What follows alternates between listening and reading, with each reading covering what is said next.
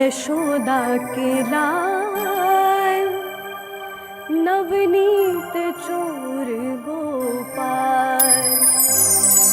चित चोरा यशोदा के लाल नवनीत चोर गोपाल। चित चोरा यशोदा के लाल नवनीत चोर गोपाल। चित चोरा यशोदा के लाल नवनीत चोर गोपाल।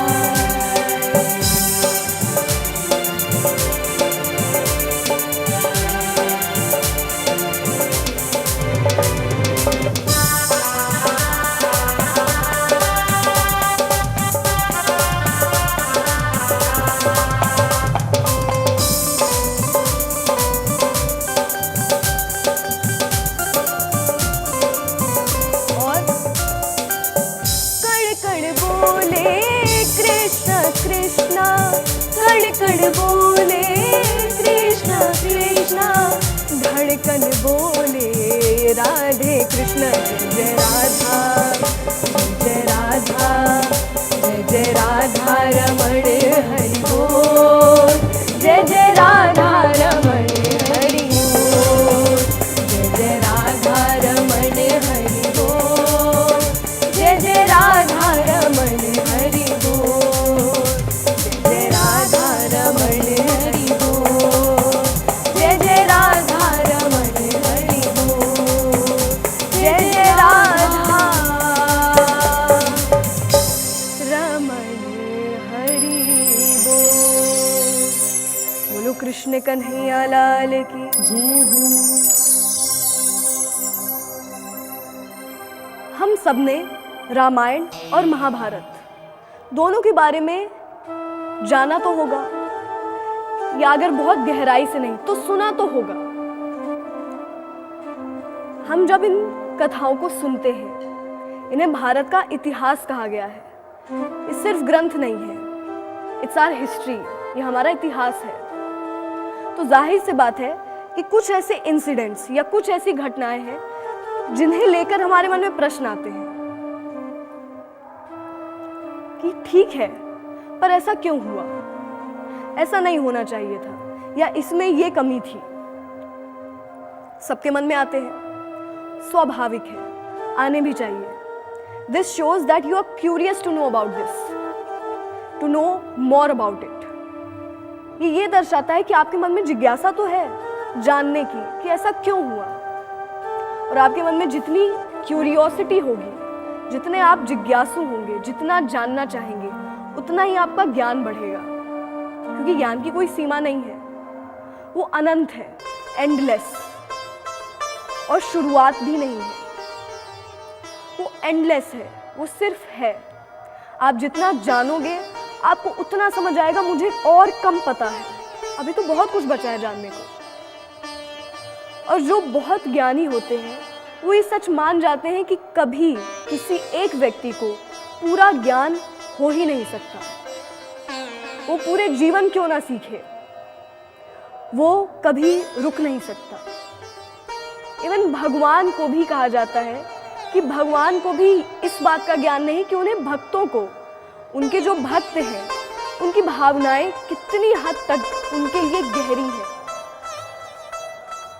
भगवान सब कुछ जानते हैं, पर भक्त के मन में उनके लिए कितना प्यार है ये नहीं जानते। इस बात को जानने के लिए भगवान ने एक सर्टेन अवतार, चैतन्य महाप्रभु का अवतार लिया था कि उस जन्म में वो सिर्फ ये जानेंगे कि भक्त की भावनाएं कैसी होती हैं। तो ज्ञान कभी पूरा नहीं होता, इसीलिए वो सबसे ज्यादा अद्भुत है कि किसी की पूरी पकड़ उसमें नहीं हो सकती।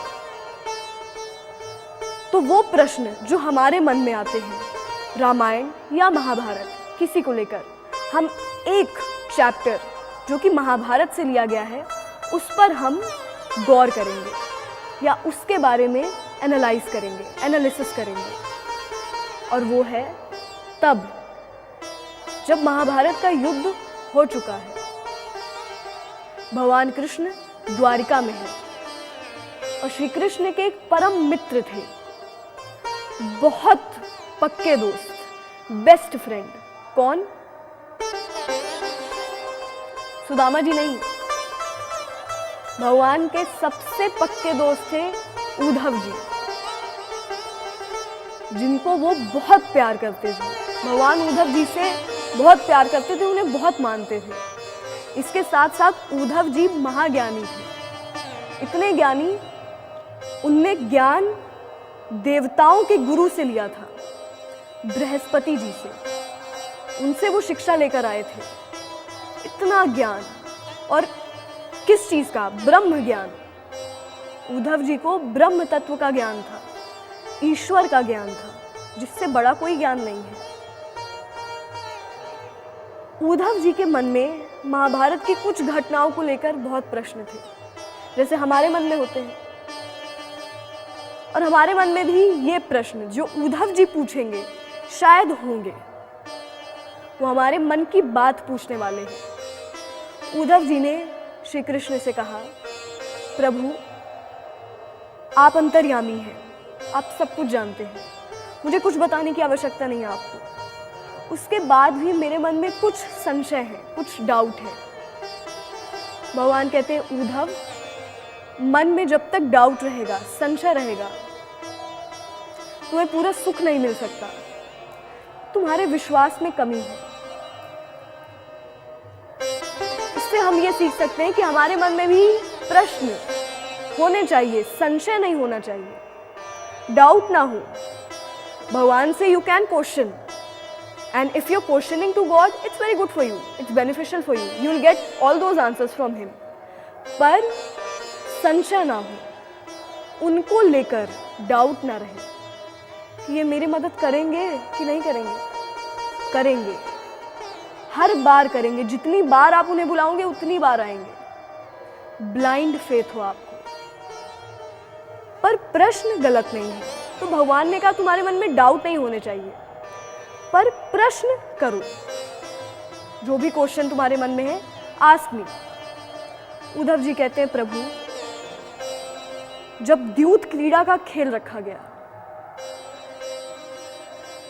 आपको सब कुछ पता था और आपको पांडवों का मित्र कहा जाता है। सच्चा मित्र कौन है, आप बताइए। भगवान ने उत्तर दिया, सच्चा मित्र वो है जो अपने मित्र की जरूरत पड़ने पर बिना मांगे मदद करे, उसे मांगना ना पड़े। उद्धव जी कहते हैं, प्रभु आप भी तो पांडवों के मित्र हैं। जब उन्हें मदद की आवश्यकता थी, आप बिना बुलाए क्यों नहीं गए? आपने मदद क्यों नहीं की? ठीक है, मैं मानता हूं आपने पांडवों को द्यूत क्रीड़ा खेलने से, या जो चौसर का गेम है, डाइस का गेम है, सबको पता है कि एक द्यूत क्रीड़ा का खेल रखा गया था। तो जब आपने देखा कि वो जा रहे हैं खेलने, आपने तब उन्हें रोका क्यों नहीं? जबकि आपको पता है कि भविष्य में क्या होने वाला है। आप इतने दूरदृष्टिता है, इतने फार साइटेड है कि आपको तो सब कुछ पता है, आपको भविष्य पता है क्या होने वाला है। आपने उन्हें जाने से क्यों नहीं रोका? मैं मान लूं आपने जाने से नहीं रोका, आपने उस वक्त धर्मराज को क्यों नहीं रोका जब वो अपने भाइयों को दांव पर लगाने लगे? आपने तब भी नहीं रोका। मैं मान लूं आपने तब भी नहीं रोका, आप तब तो रोक सकते थे जब उसने द्रौपदी को दांव पर लगाया, पर आपने नहीं रोका। जब दुशासन इधर आया, उनकी आंखों से आंसू आने लगे। पहले तो भगवान मुस्कुराए, फिर उन्होंने कहा, उद्धव ये प्रकृति का नियम है, विवेकवान ही जीतता है। उस वक्त दुर्योधन के पास विवेक था, वो जीता। धर्मराज के पास नहीं था, वो हारे। दुर्योधन को पता था कि सब मेरे हिसाब से है, पर ये जो चौसर का खेल है, ये जो डाइस का गेम है, मेरी इसमें पकड़ कम है, तो मेरी तरफ से मामा शकुनी खेलेंगे। धर्मराज भी कह सकते थे कि उनकी तरफ से मैं खेलूंगा। फिर तुम अनुमान लगाओ, अगर शकुनी और मैं खेलते तो परिणाम क्या आता? पासे उसके अनुसार आते या मेरे अनुसार आते? उद्धव जी कहते हैं बात तो सही है। भगवान कहते हैं तो अब इसमें मेरी क्या गलती है, तुम बताओ। चलो ठीक है, उनने मुझे नहीं बुलाया, उनने मुझे खेलने का आमंत्रण नहीं दिया, मैं मानता हूँ। वो तब तो मुझे बुला सकते थे जब वो भाइयों को दांव पर लगाने लगे, जब वो सब हारने लगे, वो तब मुझे बुला सकते थे। जब उनने द्रौपदी को दांव पर लगाया तब तो मुझे बुला सकते थे। यहाँ तक कि द्रौपदी को भी जब पकड़ के ला गया दुर्योधन के कहने पर दुशासन, उस वक्त भी द्रौपदी अपने सामर्थ्य के अनुसार जूझ रही थी कि मैं खुद भी रक्षा कर सकती हूँ। उसने मुझे याद नहीं किया। और वहां जाने के बाद वो अपने पांचों पतियों की तरफ देख रही थी कि तुम लोग मेरी मदद करो। फिर भीष्म पितामह, गुरु द्रोण, यहाँ तक कि महाराज धृतराष्ट्र को भी उसने मदद के लिए बुलाया। मुझे याद नहीं किया। उसने उस वक्त मुझे याद किया जब उसे एहसास हो गया कि अब इनमें से कोई मेरी रक्षा नहीं कर सकता। अगर मेरी रक्षण होना होगा वो केवल ईश्वर करेंगे। और उसने जैसे मुझे बुलाया मैं वहां अविलंब पहुंच गया। अब बताओ इसमें मेरी गलती क्या? उद्धव जी कहते हैं मतलब आप तब तक नहीं जाएंगे जब तक आपको बुलाया ना जाए। तब भगवान कहते हैं उद्धव, प्रकृति का नियम है, हर व्यक्ति को अपना कर्म फल भोगना पड़ता है। वो जो करेगा उसे वही रिप्लाई में मिलेगा, फीडबैक वही मिलेगा। मैं उसके कर्म और उसके रिजल्ट के बीच में हस्तक्षेप, इंटरफेयर नहीं करता। वो मेरा काम भी नहीं है। मेरा काम जो है वो मैं कर रहा हूँ। उद्धव जी कहते हैं वाह कृष्ण, मतलब हम गलत पे गलत करते रहेंगे, आप कुछ नहीं करेंगे। भगवान कहते हैं मैं साक्षी के रूप में हमेशा व्यक्ति के साथ हूं। साक्षी यानी कि मैं वहां उपस्थित हूं, मेरी निगरानी में सब हो रहा है।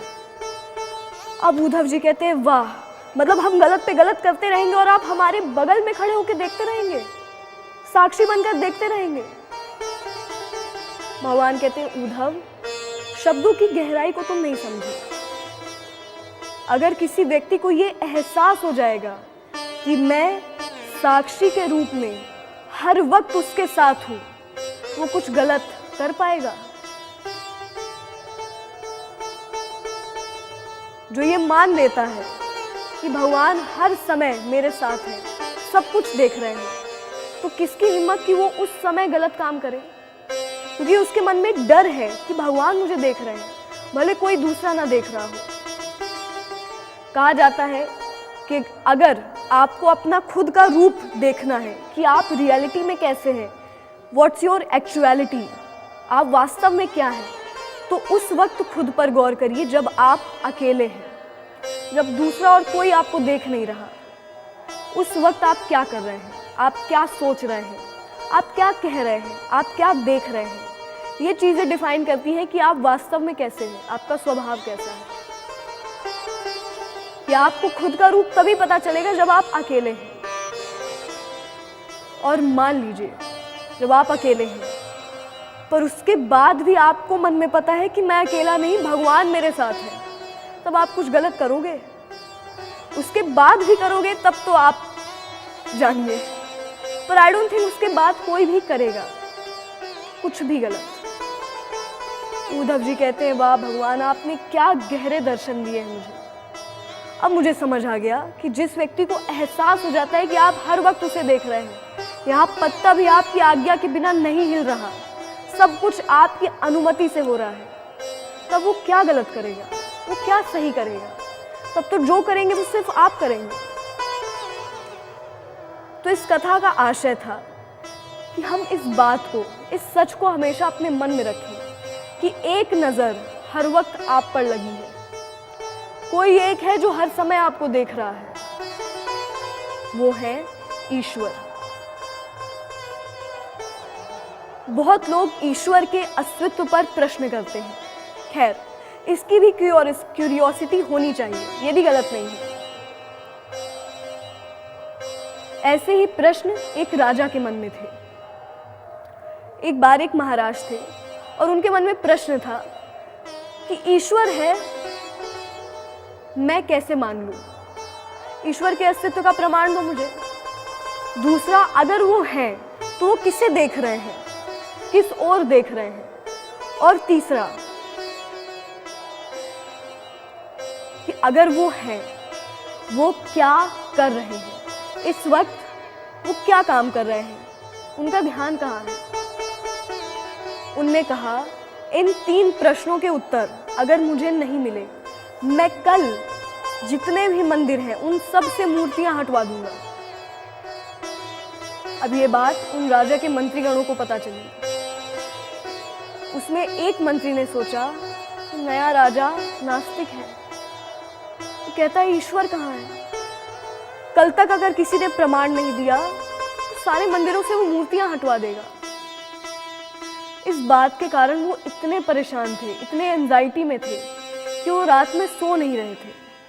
उनकी बेटी वो आती है। उनकी पुत्री ने उनसे पूछा, पिताश्री आप इतने चिंतित क्यों हैं? किस बात की चिंता है? तो उन्होंने जवाब दिया कि नया राजा बावला है, वो नास्तिक है बेटा। वो कहता है ईश्वर कहाँ है? किसे देख रहे हैं, किस ओर देख रहे हैं, क्या कर रहे हैं? इन 3 प्रश्नों का उत्तर कल तक उसे नहीं मिला तो मूर्तियां हटवा देगा। उनकी पुत्री ने कहा, बस इतनी सी बात, आप मुझे कल राजा के पास ले जाइए, मैं उनके प्रश्नों का जवाब दूंगी। अगले दिन सभा में उन मंत्री की पुत्री जाती है। सामने राज सिंहासन पर महाराज थे, जितने भी प्रजावासी हैं सब खड़े थे। उनकी पुत्री ने कहा कि महाराज, मैं आपके प्रश्नों के उत्तर देने के लिए तैयार हूं। पूछिए आपका पहला प्रश्न क्या है? राजा ने कहा, ईश्वर है, मैं कैसे मानूं? उनकी पुत्री ने कहा, इस प्रश्न का उत्तर जानना है, मुझे थोड़ा सा दूध चाहिए। इतना सुनकर सब हंसने लगे। खैर, एक छोटे से पात्र में, छोटे से बाउल में उन्हें दूध दिया गया और उस लड़की ने अपने हाथ पे उस पात्र को पकड़कर कहा कि महाराज, आपको इसमें क्या दिख रहा है? राजा ने कहा, दूध से भरा पात्र है, दूध है। लड़की ने कहा, नहीं, मुझे तो मक्खन भी दिख रहा है, आपको दिख रहा है? महाराज ने कहा, मुझे नहीं दिख रहा। फिर उसने कहा, पर महाराज, क्या इसमें मक्खन नहीं है? जैसे दूध के कण कण में मक्खन है, मक्खन के कण कण में घी है, वैसे ही ईश्वर सृष्टि के कण कण में अलग अलग रूपों में विद्यमान है। जैसे दूध से मक्खन पाने के लिए उसे मथना पड़ता है ना, वैसे ही ईश्वर के अनुभव के लिए वेदांत के श्रवण, मनन और उस पर चलने से हम ईश्वर का अनुभव कर सकते हैं। असंभव नहीं है। आपका दूसरा प्रश्न, राजा ने पूछा, ईश्वर किसे देख रहे हैं? उस लड़की ने कहा, मुझे एक जलती हुई मोमबत्ती मिलेगी। अब आप बताइए, प्रकाश की ये लौ, ये जो लाइट है, ये किसे देख रही है? राजा ने कहा, ये सभी को देख रही है, सभी और देख रही है। उसने कहा, हाँ, ईश्वर भी सबको देख रहे हैं, सभी और देख रहे हैं। उन्हीं की चेतना हम सब में है, जिससे हम चल रहे हैं, बोल रहे हैं, या हम में कुछ भी शक्ति है, वो सब उनकी शक्ति है। क्योंकि वो हम में है, वो हर जगह है, सब कुछ देख रहे हैं, इसलिए ईश्वर की नजरें सब पर है। आपका तीसरा प्रश्न, राजा ने पूछा, वो इस समय क्या कर रहे हैं? लड़की ने कहा, महाराज, इस समय मैं आपके प्रश्नों का उत्तर दे रही हूँ, यानी मैं तुम्हारी गुरु हूँ, तुम मेरे शिष्य हो, पर तुम सिंहासन पर बैठे हो और मैं खड़ी हूँ। इसका उत्तर जानना है तो मुझे तुम्हें अपने आसन में बैठाना होगा, तुम्हें मुझे अपना आसन देना होगा। राजा के मन में इतनी क्यूरियोसिटी थी कि वो बिना प्रश्न किए अपने राज सिंहासन से उठ गए। बोले, बैठो बैठो, जो चाहिए वो करो, मुझे उत्तर चाहिए बस। वो लड़की सिंहासन पर बैठती है और कहती है, महाराज आप राजा हैं और आप एक सामान्य नागरिक की जगह खड़े हैं। मैं सामान्य हूं पर मुझे राज सिंहासन मिला। मैं आपके स्थान पर बैठी हूं और आप मेरे स्थान पर खड़े हैं। ईश्वर इस समय ये करा रहा है, किसे किस समय कितना आगे पहुंचा देना है, किसे किस वक्त कौन सी जगह में बैठा देना है, किसे सब कुछ दे देना है, किसे सब कुछ छीन लेना है, ये सब तय ईश्वर करते हैं। कहने का अर्थ कि जो कुछ हो रहा है वो करा रहे हैं। आप देखिए, इससे कुछ समय पहले तक आप सोच रहे थे आप मूर्तियां हटवा देंगे, पर अब आप फिर से विचार कर रहे हैं। वो ईश्वर जिसने इस अद्भुत, विस्मयकारी और महान संसार रचा है, जिसके कण कण में एक व्यवस्था है, जहां सूर्य, ग्रह, नक्षत्र अपनी अपनी जगह पर स्थित है और गतिशील है, ऐसे अनंत शक्तियों के स्वामी ईश्वर के लिए क्या संभव है? हम कौन होते हैं उनके लिए कुछ भी कहने वाले? अब राजा को सब कुछ समझ आ गया। उनके मन में जो 3 प्रश्न थे, उन तीनों के उत्तर उन्हें मिल गए। देखा जाए तो ईश्वर हर चीज को दर्शा देते हैं। वो सगुण भी है, वो निराकार भी है। कुछ भी नहीं है जो वो ना हो। ऐसा कोई चीज है ही नहीं, ऐसी कोई चीज एग्जिस्ट ही नहीं करती जो उनके बिना रह सके। इवन भगवत गीता में श्री कृष्ण ने सीधे सीधे कह दिया, किसी में इतना सामर्थ्य नहीं कि मेरे बिना वो रह सके, यानी मेरे बिना वो जीवित रह सके, क्योंकि मेरे बिना तुम रह ही नहीं सकते हो।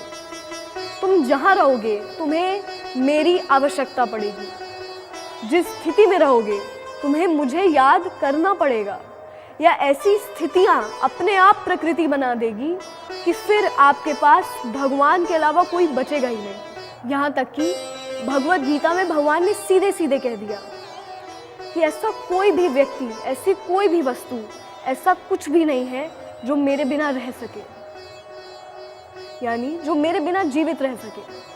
आपको उनकी आवश्यकता समय समय पर पड़ेगी, या प्रकृति ऐसी सिचुएशंस आपके साथ बना देगी कि फिर आपके पास भगवान के अलावा कोई बचेगा ही नहीं। आपको उन्हें याद करना पड़ेगा, उनके बारे में सोचना पड़ेगा। तो अगर हमें जीवन का सार समझना है, इसे और बेहतर तरीके से जीने का ढंग समझना है, तो हमें सच्चाई को याद रखना पड़ेगा। वो क्या है? सिर्फ ईश्वर। तो आज हमने जाना कि भगवान कैसे सब पर अपनी बराबर दृष्टि, नजर रखे हुए हैं और सब कुछ उनकी अनुमति से हो रहा है। आज के लिए सिर्फ इतना ही। कल मिलेंगे एक नए विषय के साथ। जय श्री कृष्णा।